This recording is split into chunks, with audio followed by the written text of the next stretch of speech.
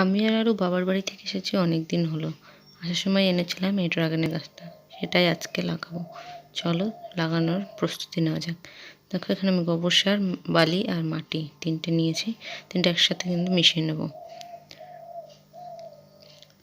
তো এইভাবে মেশাতে অসুবিধা হচ্ছিলো জন্য আমি নিজের হাতটা লাগিয়ে নিলাম। এই দেখো এবার হাত দিয়ে ভালো মতো পুরোটাকে মিশিয়ে নেব। দেখো মাটিগুলো ভালোভাবে মেশানো হয়ে গেছে। এবার এগুলোকে একটা বালতিতে নিয়ে নেব।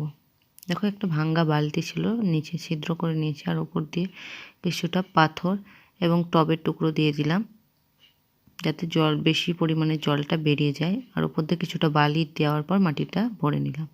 এবার মাঝখানে কিছুটা জায়গা করে নিয়ে গাছটা এভাবে লাগিয়ে দিলাম। গাছটা লাগানোর পর এবার এখানে জল দিতে হবে।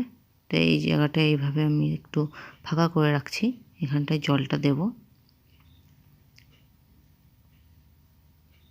তো এবার গাছটাতে আমি জল দিয়ে দিচ্ছি। গাছটা নেওয়ার সময় বলেছিল যে 1 বছরের মধ্যে নাকি ফল ধরবে। তো চলো দেখা যাক কতটা কি ফল ধরে। গাছটা তো লাগিয়ে দিই, তারপরে দেখা যাবে কতটা কি হচ্ছে।